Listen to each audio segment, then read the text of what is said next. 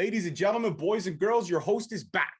It's another Sunday special. Before I introduce my guest, you see the sweet swag? You love it, right? I am the brand ambassador from Squared Circle. So check the promo code right here at the bottom. Go to Squared Circle Apparel, type in Straight Talk, save 10% on your order. Get that swag because there is no off season. Much like here at Straight Talk, there is no off season.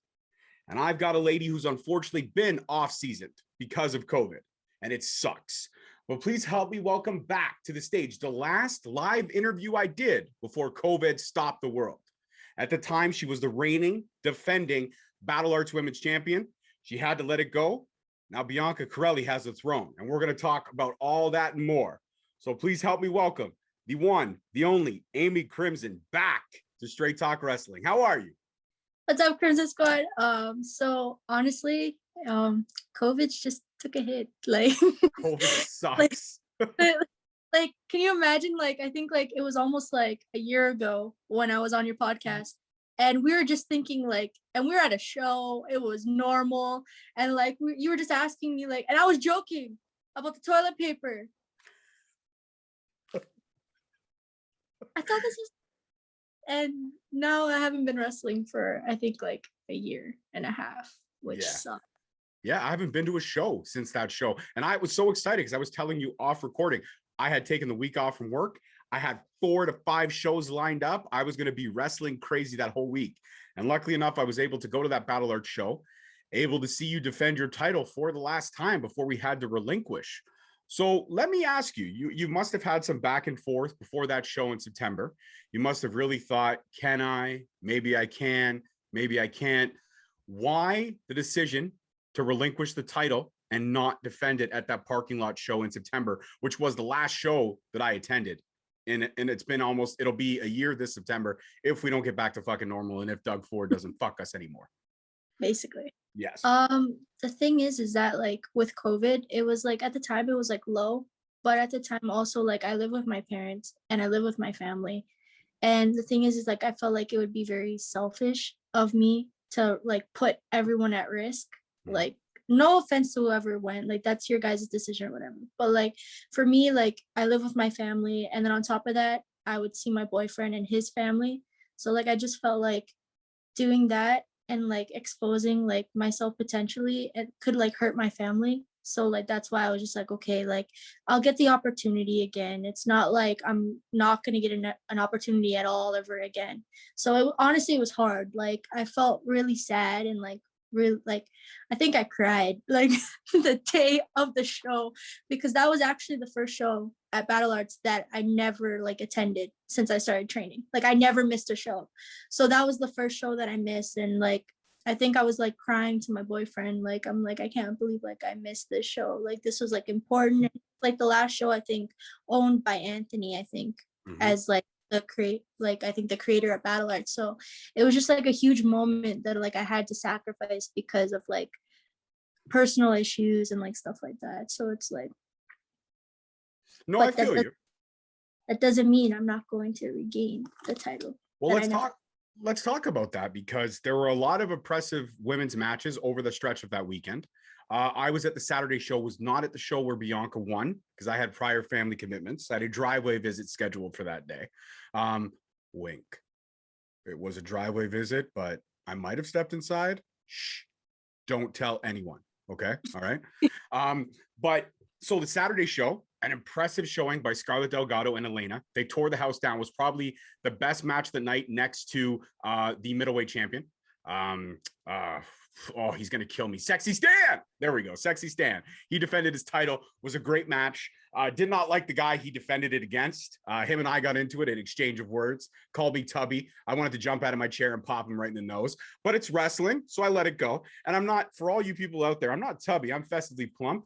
My wife likes to be kept warm at night, and this extra weight helps me achieve that goal. So, okay, whatever. Y'all can suck it. My wife's hot. Amy knows. She's seen her. So it's all good. Thank you very much. See, Amy knows. So that was a great match, which obviously those two are in line for #1 contendership, and then your title was on the line without you defending it. Probably would have been a triple threat if you had been there, but you were not able to attend, so it became a singles match. It was Bianca versus Smashley, and Bianca won. And so now she's rocking the gold. She's taking a lot of pictures with the gold. She's rocked that belt almost instantaneously draped over her shoulder. And it was a long time coming for her, for sure. But you would have liked to obviously defend your strap. Now, considering you've never lost it, do you feel that because there's now new ownership, when things resume and it's safe to do so once everyone gets vaccine and you can get back to training and all that stuff, do you feel the new owners will right away make you the number one contender, or will you have to go through the women's division all over again? Honestly, I don't expect to be given an opportunity. Like, I know that the girls, like, I basically took my time off, and I know that there's girls that stepped up.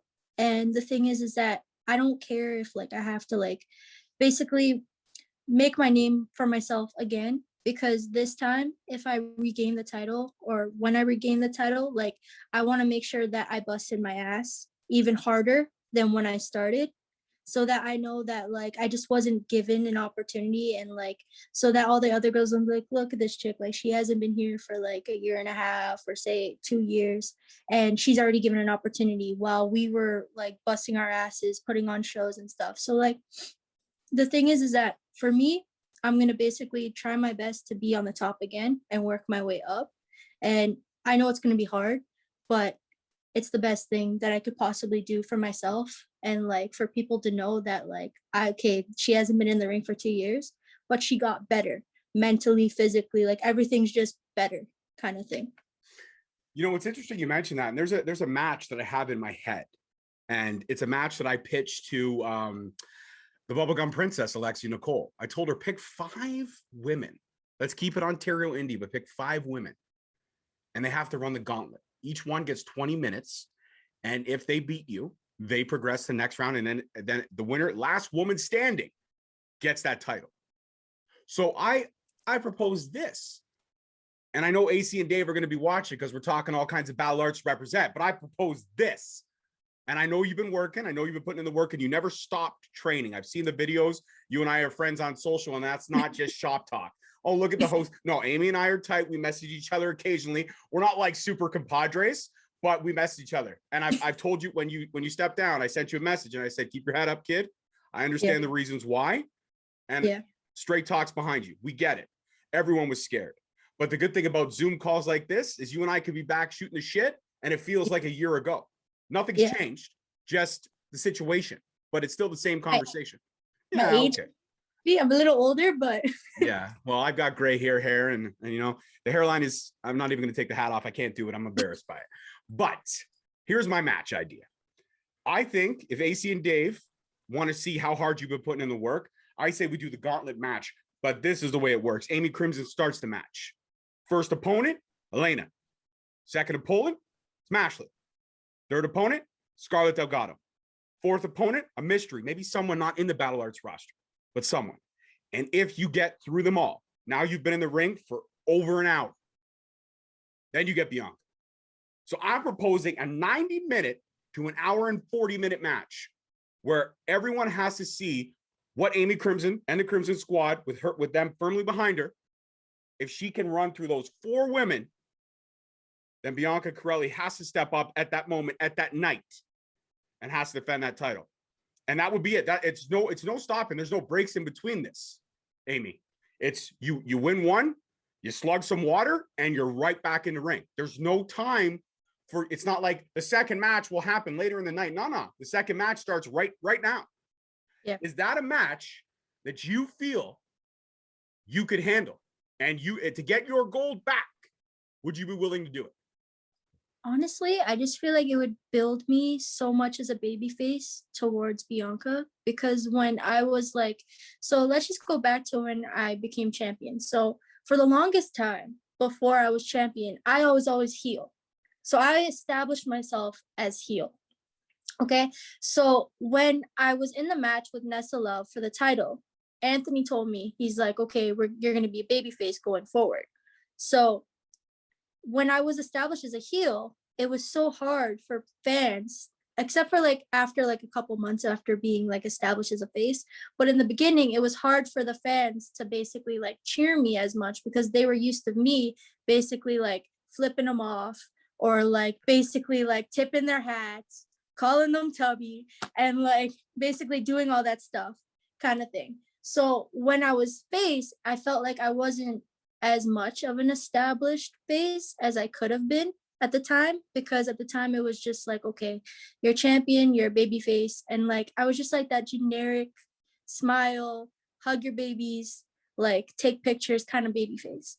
This time around, I want to be, when I come back, I'm already established, as you could tell. Like I have new gear. I'm gonna come out with new entrance music.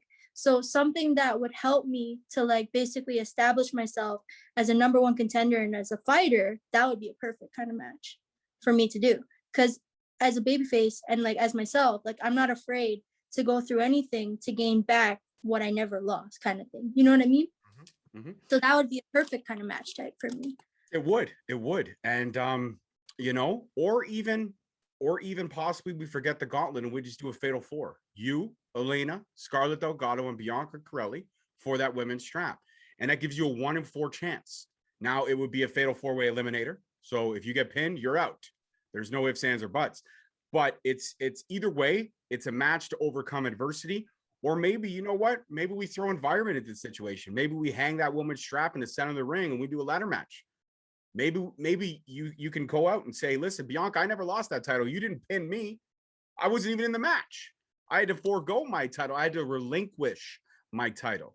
So why don't you meet me in the center of the ring and we do this shit last woman standing, or we do an Iron Woman's match. There's possibilities are endless for you to get the gold back. But out of all those scenarios, even the one I pitched about my woman's gauntlet match, which one is more enticing? Would you do a fatal four? Would you do a last woman standing? Would you do an Iron Woman? Would you do a ladder match? I would honestly like, because there was so much like, because the problem with COVID is that there was so much hype towards like mine and Bianca's rivalry. Like there was so much heat going into it. Like we like hated each other. So it's like basically like the fact that we would have to involve anyone else, I feel like it wouldn't be as like moment wise. So I would say either like a ladder match between me and Bianca, or even like an Iron Woman match would like be amazing for that, because it would just be so much like finally like, okay, these two have been going at it for so long that like finally they can get into the ring and just showcase like what they need to do. And like it could either prolong the rivalry or it can basically just end it then and there kind of thing. There will be stages and layers for it too. Now, I mean, you obviously started this game as a heel and now you're a face. But wouldn't it be fun to go back? Wouldn't it be fun to maybe when shows resume, you come out, hit her behind the back with a steel chair, call her a bitch in the center of the ring, take that gold, stand on top of her, and walk out with the gold, and all of a sudden now you've really taken back your title. You didn't pin her, but you took it back because you never really lost it. And then now she flips. But do you now that you're firmly established as a face, do you feel it would be a step back to go into this match a heel? But also don't forget you're angry because you never lost. So you being switched to the dark side again? The thing is that like I feel like me being angry would just like basically portray my character even more, because like I'm the basically type of character where I take no shit from no one and I take what I want kind of thing. So I feel like the fans would be behind me because she's like an established like heel that way. So like I feel like if I were to just maybe play mind games with her, like for like a couple like shows, I play some mind games, like my music hits, or I basically interfere in her match somehow. Like that would be like a cool type of like idea for me. Cause like for my opinion, like when I come back, I don't want to go straight into the ring into a match. I want to be training a bit so like I can get established a little bit more and like be comfortable again. Cause like it's 2 years out of the ring. So like that's something that like I just don't want to like throw myself back in like for possible injuries, because like I would rather wait a little longer, because like hell, I waited so long to get back. What's a couple like months to like just make sure you're okay so that I don't get injured, so that I don't have to be out for another say year or 6 months because of an injury that I could have like not had. So I like honestly like I want to like do like an angle where like I basically just play mind games with her. Like something of like me pops up every single time, or like I do vignettes on like the screen so that people know I'm coming, but I haven't came yet. And like then one day you don't know when I'm gonna come, but then boom, I come, and then it's like a huge thing where like I return. I got it. I got the build. Are you ready? The wheels are turning. First show back, Bianca comes out. She defends her title against whoever at the time. She's walking around, she's gloating, showing her strap. And all of a sudden, spotlight hits to a fan in the audience. Fan stands up. All you see is the red hat. You don't see a face, you just see the red hat. Light goes off, fan disappears. Next show, maybe a week or two later, Rising Stars show. Love those shows, great shows. Bianca comes out, maybe she cuts a promo. All of a sudden, spotlight hits somebody else in the fan. Crimson Squad on the shirt. Again, faceless. Hat covers, hoodie covers, faceless. Lights go dim, fan's gone. Now you're in her head. Now you're rent free here. And that's the best place to be. Yeah. And all of a sudden, next show, your music doesn't hit. You just strut on out to the ring. Maybe you take a seat front row. You steal my popcorn. Maybe you sit next to me. You steal my popcorn. And you owe me $1.50 for it, I assure you. But you steal my popcorn, you start eating it. And you just kind of look at me. You look at her. She wins the match. You go. She rolls out of the ring. Lights go black. Amy Crimson's gone. She's gone. She disappeared. Then the final nail in the coffin. She has a grueling match. She defends the title again. Maybe against Scarlett now because the odds are up. She's standing in the ring exhausted. She's raising the strap. Lights go black. Lights come up. There's Amy Crimson in the ring. Right behind her. Right behind Bianca Corelli. You slam her down. Give her a backbreaker, maybe a bulldog. Lights go black. Amy Crimson's gone. Now, not only are you rent-free, but now you own half of what's in here. You've taken over so much space. She can't eat, sleep, take a shower without a fear that Amy Crimson is going to pop up. She'll wipe the mirror after taking a shower. Oh my God, Amy Crimson! Back of her head, right there. It's like Candyman. 1, 2, Crimson Squad coming for you. Oh shit. Dark and sexy in a lot of ways. And then we finally get the build. So AC and Dave, I always pitch stuff to AC all the time. AC, I know you're watching. I just wrote your storyline right there. Okay. You don't have to pay me. Just let me be the commentator for it. Okay. Well, honestly, like I've been wanting to do so much character work because like wrestling is great, but then also like I really, really wanted to like work on my character more when I come back. So I'm more like that gangster type hood chick, but like doesn't take shit for nobody. So like that storyline would go perfect with like whatever like would go on for the future. Like it would literally go with it because then like I'm basically playing mind games because she played all these mind games with me in the beginning of our rivalry kind of thing. So it would work and it would like tie all together. So like I would love working with her on that. Like that would be great. Yeah. And you know what? She had the Papa family behind her for a long time. Mr. Papa used to speak for her all the time. So what if you brought in an OG? What if you brought in an old school gangster? You know, somebody from Brampton, somebody who's got his own podcast, somebody who can talk the talk. Did you see my promo I dropped the other day? Squared Circle promo, right? Fire. And I'm not talking shit. That was real passion. Fire. That was thank you, much love. That was real passion. That's what I was feeling at the time. Because you know, in this podcasting game, you build relationships, but whenever you call and ask a favor from somebody, you get a lot of responses. Like when I got my 200 episode coming up, so I asked for a lot of my former guests to give me shout outs. They all came back. Everybody came back with something. Whoever I asked, they came back. But I asked a few other people and they read the message. I see that little scene. I hate that scene. That's the worst thing ever. You get ghosted, disappears. And it sucks because you try so hard to establish yourself as a podcaster in a game that's already oversaturated with podcasts. It is. Everyone has a show and everyone talks about it. But me, I'm a little different because I don't have interviews. You know as well as I do, I have conversations. We just Yeah. shoot the shit right now. This is a conversation. It's not, I'm not sit there, Amy, what is a typical day in your trip? No, fuck that. I don't do that shit. I have conversations. That's what I do. But it's always about trying to keep those relationships intact and established. And it's hard to do that. So that promo was just everything I was feeling. You know what? Yeah. Go ahead, doubt me, hate me, call me, call me whatever you want. I'm never gonna stop. Yeah. Because I enjoy this. Conversations are fun for me. And I've established a little bit of a following. My voice when I speak, some people listen. Some people say, I fucking doesn't know what I'm talking about. And that's fine. That's the wrestling business. It's okay. Yeah. But I feel like it's the same thing for wrestlers, because you had a lot of big things happening in March. Like you had that Rising Star show. Then you were going to take on the Bubblegum Princess for the crossbody champion. I had tickets to that show. I was excited for that show. I was going to take the mini host for the first time down to Kitchener for that show. And fucking COVID, right? That was actually my first title opportunity for another like promotion other than Battle Arts. So I was so excited to go for that, because then I felt like, okay, like I'm starting to establish myself. Like people actually want me to be in like a title opportunity somewhere else that's not like my home. Like this isn't my house. Like this is like in Kitchener.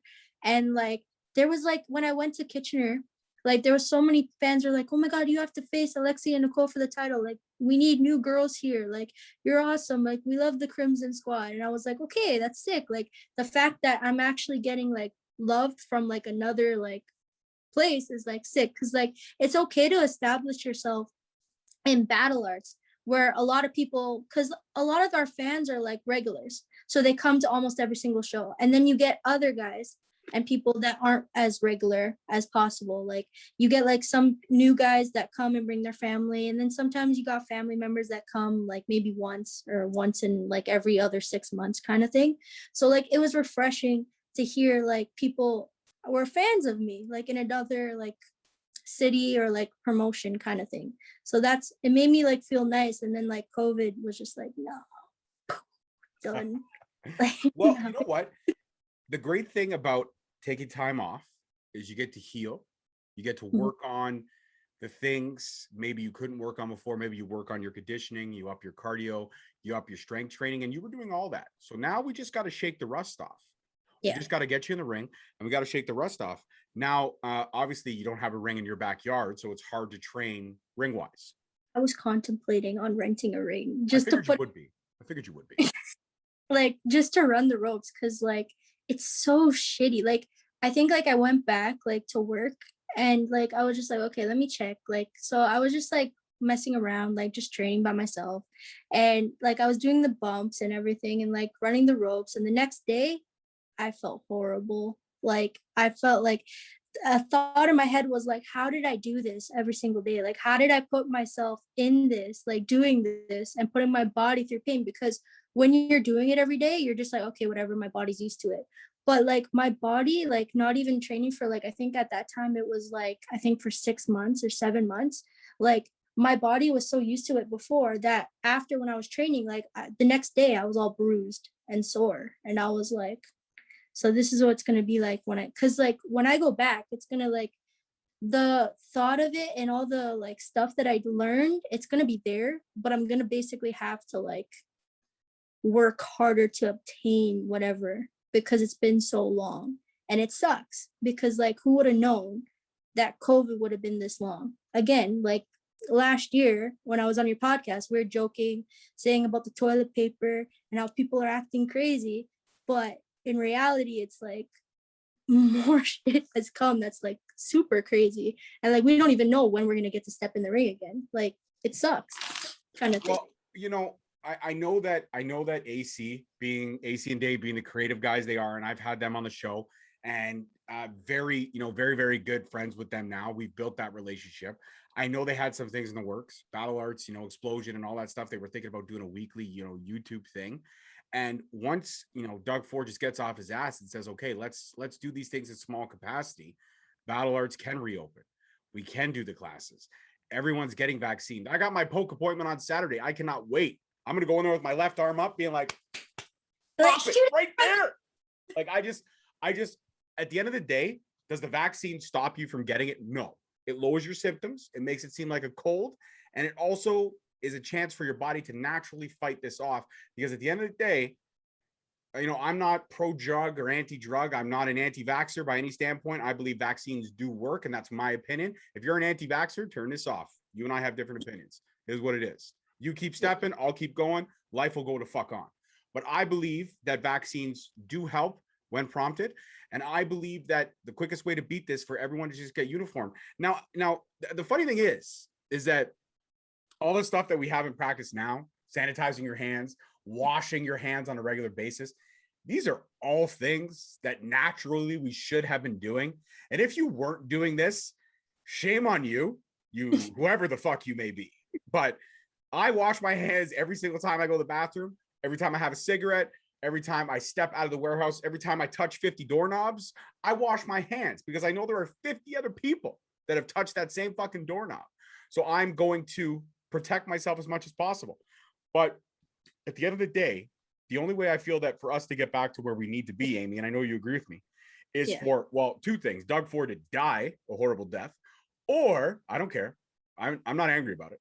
I'll say it. You don't have to say it, Amy. You can laugh all you want. You can't see her on camera right now, but she's laughing. She's giggling. And that's fine. That's fine. That's one option. Option number two. Well, actually, three options. Option number two is Justin Trudeau should also die a horrible fucking death. But once we get past those two deaths, just open up the fucking province, man. Like, seriously. Okay? Texas is mask free. Georgia is mask free.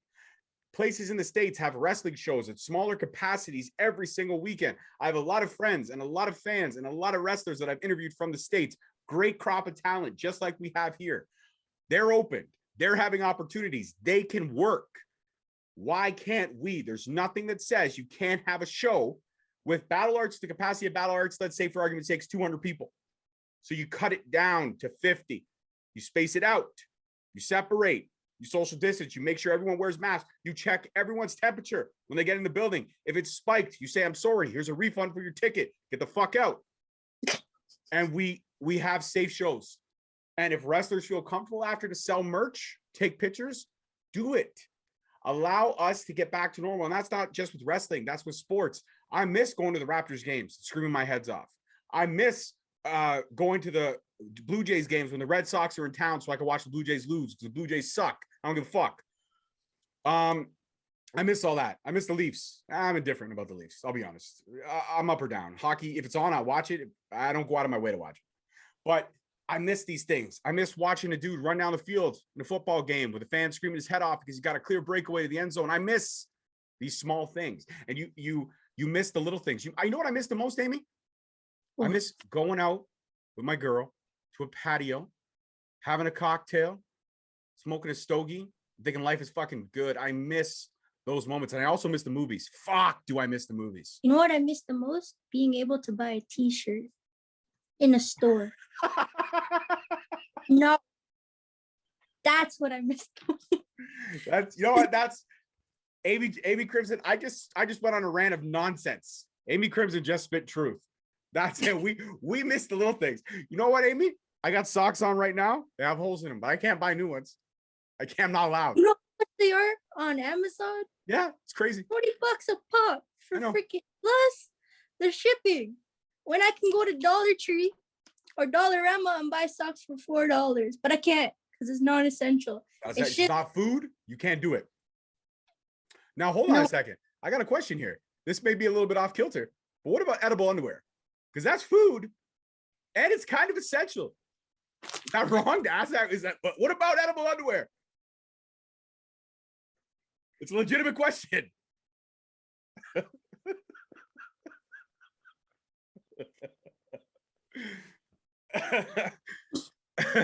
Oh. Take a minute. Go ahead. You got some water with you? Take a minute. Go ahead. Drink some water. No, but like it's just the small things. Because like if I want to bake to like say like relieve my anxiousness of being locked up for like almost 8 months now, like I can't buy baking stuff, which I understand. Like they're doing it because like people are like taking advantage of it and like having like small like get-togethers at Walmart for no reason. Like I understand. Like the government is like basically doing whatever they need to do to like basically like try and stop it as much as possible. Cause like there's a majority of people who aren't listening, which I understand. But like at the same time, it's like Mother's Day just came up and like I had to like buy my mom a gift. And it's like it's so hard to buy somebody a gift for birthdays, holidays, when nothing is open, where you can't walk to Walmart and buy a card or like anything. And I know like we take advantage of like the little things in life, but it's just like the small things where like you could walk past a person and like somebody wouldn't freak out because you walked past them. And like talking just to a random person, like without a mask and like just saying hi and like not having that fear whether or not like, oh, this person might have it or this person might have it. Like it's just, I want normalcy like back where like we can train. Because like even like a week before like this whole pandemic, I was on the bus chilling with my brother, going to wrestling practice, and like not even a care in the world kind of thing. And like the fact that from last year to now, it's crazy how much it's changed completely. Like it's scary to think, like not knowing where we can be like in the next 2 or 3 months kind of thing. It could be better or it can be even worse kind of thing. Well, with our government, there really is no timetable. There's no timeline. It's times like this I want to pack up, sell my house, and move to the fucking States just because it seems like they have a better handle on shit. And that's the sad reality of the situation. And it's not sad that, because I love the US. I love going there. I love going to Florida. I love going to, well, Florida and Michigan are the only places that I've really been. New York I've driven through, but I've never really gone to it. But I would love to go to Times Square. I would love to go sit down at Gordon Ramsay's restaurant. I would love to go to Vegas and play the slots. I'd love to go to Vegas and eat at Hell's Kitchen and watch Gordon Ramsay yell at people. I would love to do all these fucking things. I would love to go see Chris Angel pull $50,000 out of a zebra's ass. So funny to say that. So when I turned heel, I was like, okay, so to be like a sarcastic ass, I'm like, I'm gonna watch some Gordon Ramsay just so he can like, because like I was watching an episode where he was like, where's the lamb sauce? And I was like, oh my God, like this is gold. And like nobody hates him for this. They just think it's funny. It is, though. It is. When you can make a grown man that's triple your size, because a lot of chefs are big boys because they eat good food and they know good food. Yeah. And shout out to all the chefs out there, because I know you're struggling as well. You can't cook, you can't do nothing but with your houses. So that's a struggle there too. Everybody's struggling.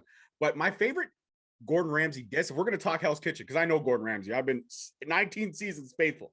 My favorite, and it's not the when he puts the bread and goes, "What are you? An idiot sandwich chef?" It's not that one. My favorite one was actually from this season. So this past season that happened, the red kitchen, blue kitchen, boys versus girls, they're cooking, and Ramsay's in the red kitchen, and ladies, and one of the girls, blinders on, she shut down.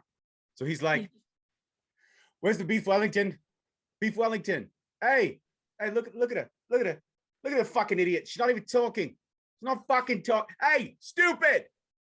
And she looks up, and he goes, "What are you?" She goes, "A walking disaster, chef." And he took a step back for a second. He goes, "You're a walking disaster, but you're also a fucking idiot." And I was like, that's, you know what? That's vintage Ramsay. When you can basically tell somebody the own diss that they said about themselves, but then also on top of that, say you're a fucking idiot, it brings a tear of joy to my eye. It's like Christmas morning when you open that gift that you really wanted. It's like, yo, this is fucking magic. So what have you been doing in your time off when you're not training, when you're not working, when you're not spending time with Mr. Crimson? Shameless plug. Shout out to Mr. Crimson, because I know he's been keeping your head in the game.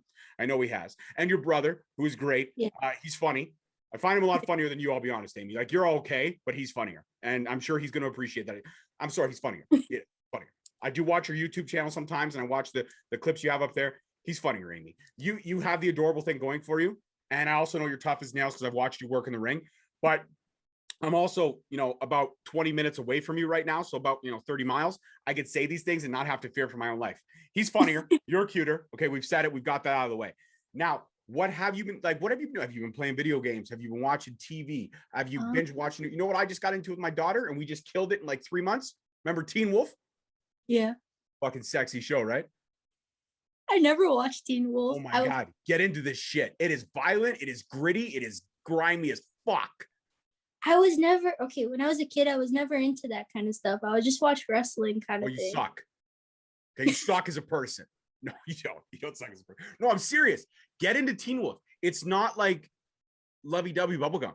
It is fucking blood. I saw a person get their arms ripped off in like episode 3. Okay. And you know what that made me want to do? Made me want to cook a fucking steak. Yeah, I got hungry. I did. I was like, my appetite's kicking up right now. The dude got his arms ripped off, Amy. That's fucking impressive. And that's MTV shit. Okay. That's MTV shit. Dudes are getting arms ripped off. Headless people. Fucking crazy. Banshees, werewolves, coyotes. And like the girls are sexy, the guys are sexy, and then there's Styles, and he's not sexy, but he's fucking hilarious. There's a lot of, seriously, get into this show. All I'm gonna say. So all of like, I think quarantine. So like, I just been working out, like trying to make sure like my diet has been there. I actually recently got my personal training certification. Yes, I saw that. Congratulations. Head up. Right there. Thank you. I'm still going for my nutritionist certification. So whenever this is done, like I can basically like work like as a personal trainer and nutritionist. So fingers crossed it's soon. I've been basically like just like focusing like more on my brand, like watching promos, a lot of wrestling. Like I think I went through the whole WWE network. I think like all of it. Like I've been watching old stuff, new stuff, like ruthless aggression stuff, like just been trying to like better my character for when I come back. Been like doing wrestling study, promo study, like basically like working on like logos, changing my gear. Like I actually got gear made. Like I've been basically like thinking of like new entrances I could come to like basically make sure like when I come back I'm all fresh, new, and like different than when I was before, because it's like a fresh start kind of thing. So like trying to figure out how I can make my character better, like what I can include in my character, like stuff like that, like catchphrases, everything, like brand deals, stuff like merch and stuff like that, just to better myself for whenever COVID's done, I can just like skyrocket so that like because we're already behind, right? So like I said, and I think, and I don't remember, quote me if I'm right, but the first podcast I did like last year, I said I had a 5-year plan. Well, the 5-year plan kind of went to shit because of COVID. So I'm hoping that once this COVID shit is done, I can start again with my 5-year plan and hopefully get signed. So that's the goal. So as long as I continue my brand, like that is what's going to help me to like be successful more when COVID's over. Absolutely. And I'm honored to be able to share your brand, share your story, share the struggle, so people understand why the situation happened. And now I think it's time, because this would be an excellent promo clip for when this drops. I think you should look at the camera right now, and I'm going to give you 30 seconds on the clock. I'm going to put a timer on my phone. I'm going to give you 30 seconds on the clock, and then we're going to play a game after. And I know you'll be down to play the game. And if you've watched my podcast of recently, you already know the game that I'm talking about. But I'm going to put 30 seconds on the clock. Okay? Timer, 30 seconds. And you are going to cut a promo on Bianca Corelli. Actually, I'll give you 45 because I'm feeling generous today. You're going to look at the camera. You're going to get really serious. There you go. 45 seconds on the clock, starting in 2 seconds. But you're going to cut a promo on Bianca Corelli, and you're going to say everything that you've wanted to say. Are you ready? Okay. Go. Bianca Corelli. So I seen your posts. I saw your match. And yeah, you took advantage of what you could have done. But guess what? I wasn't there. And by what I think, currently, you're the Battle Arts Women's Champion, but I was the real Battle Arts Champion. You never pinned me.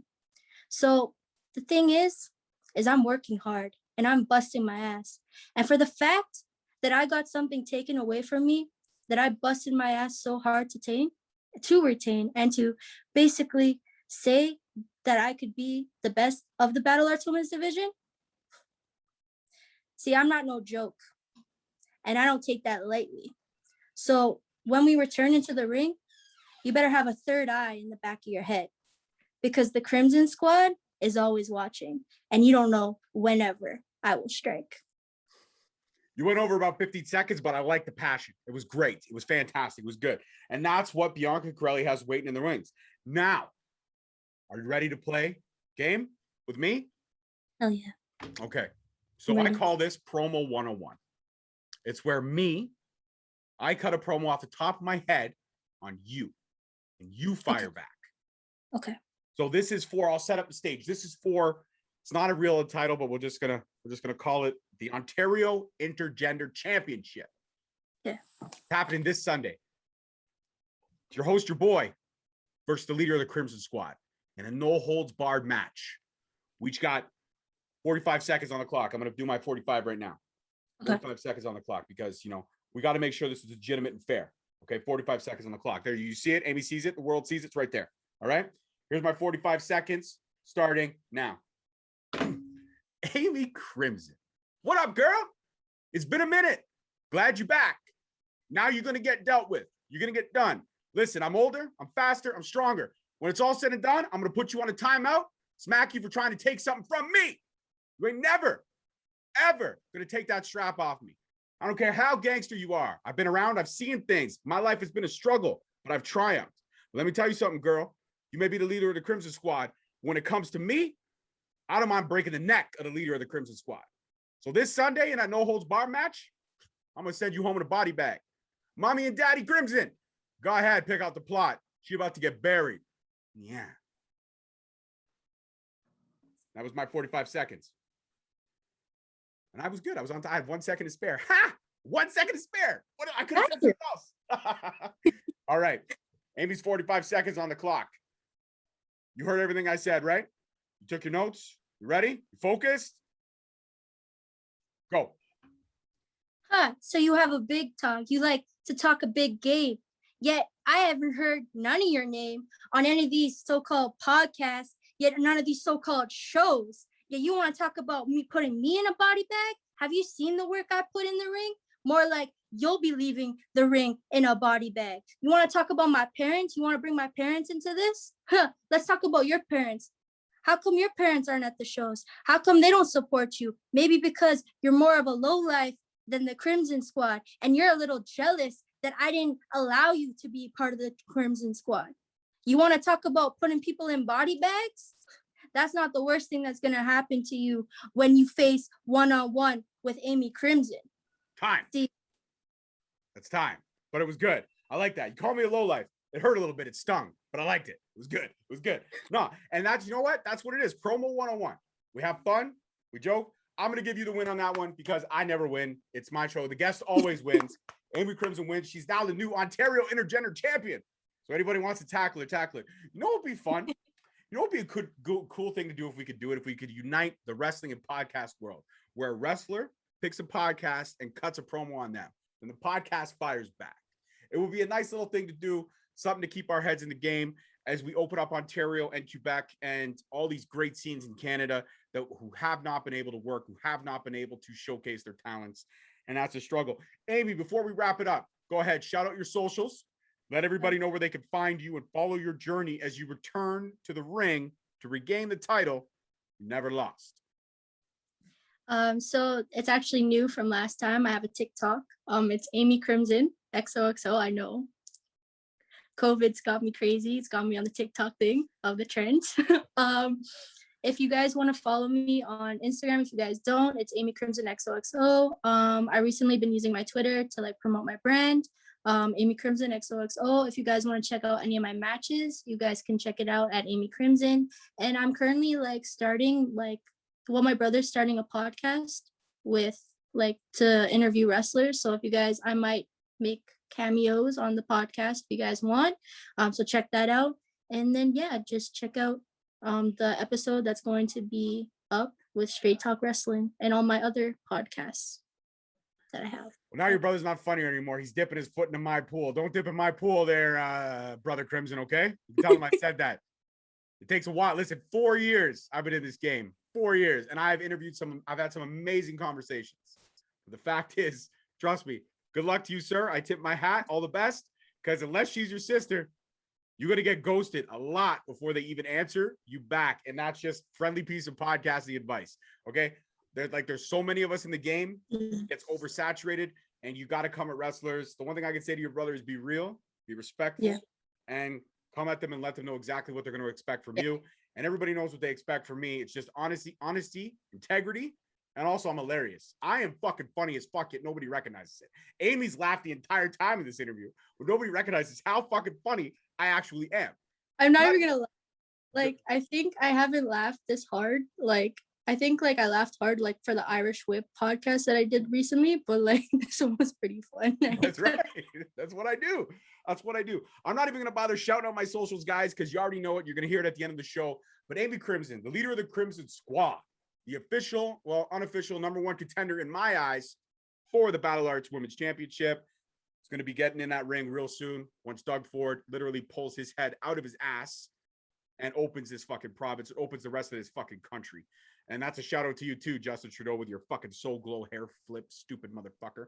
Hate you, jerk, and your wife and your 9 nannies and all the money you've blown on this fucking country. I can go on for days, Amy. You can obviously tell I did not vote for Justin Trudeau. I did not. I didn't vote at all. And that's why you are not allowed to have an opinion. If you didn't vote, you're not allowed to have an opinion.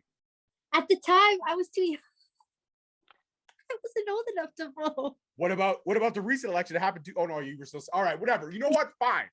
But in the next election, you better get your ass out there and vote. I swear to God, if you don't vote, you're gonna see me out your window with a fucking voter card, being like, I told you. I fucking told you what would happen. I'll climb a ladder, and you know what? I know your dad. Your dad's tough as nails. He's got like the George Michael earring and the fucking mullet. I know that shit. But you know what, Mr. Crimson, sir? I know you'd be okay if I went up to your daughter's room in a ladder and said, "What the fuck? You had one thing to do, and you fucked it up." He would be okay with it. And I'm not lying. That's really a perfect description of her father. She knows I'm not lying. This has been great. This has been great. I've laughed. I've learned, I've appreciated you, and I think our friendship has gotten that much tighter. So much love to you. Keep your head up and keep doing you. And to Brother Crimson, my motherfucking eyes on you, kid. Okay. As always, guys, this has been another Sun. Sorry. He's going places. He's got like I think 52 subscribers, and he started last week. Shit. Fuck. I've been doing this shit for a year and a half, and I got 300. So you know what? That's not bad. All right. He's going places. I see you. Well, that's fine. I'm over it. Beef this Thursday. That's it. We got beef now. I'm gonna have to cut a promo on him. I'll have to get my hat real low, cut a fucking promo on him, be all angry and aggressive. No, but best of luck to him. The more people we can have spreading the love in this world and showcase the talent, the better off we are. Because Canada has one of the most underrated talent pools and also has one of the most underrated podcast scenes that a lot of people sleep on us. If we're not Chris Jericho, even though he's Canadian, still, he's been living in America for a long time. If you're not Chris Jericho, Chris Van Vliet, Alicia Toot, you don't get recognized in this game. You got to work 10 times harder than everybody else. So that's why there is no off season. You got to conversate. You got to release content. You got to keep it moving. Yeah. So Amy Crimson, thank you so much for being on Straight Talk for this Sunday special. And guys, don't forget, 200's right around the corner. So you may want to tune in for that one. That's a big one. 200 episodes. Let's see Brother Crimson get to that fucking shit. Took 4 years. 4 years. All right. Peace, love, and wrestling, guys. See you all next time. Bye. Thank you so much for listening. Don't forget to tune in next week for another great episode on all available podcast platforms and hosted on Podbean. Also, check us out on YouTube at Straight Talk Wrestling, on Instagram at Straight Talk Wrestling, on Facebook at Straight Talk Wrestling, and on Twitter at _Straight Talk. And if you feel the need to buy some sweet merch, check us out on ProWrestlingTees.com.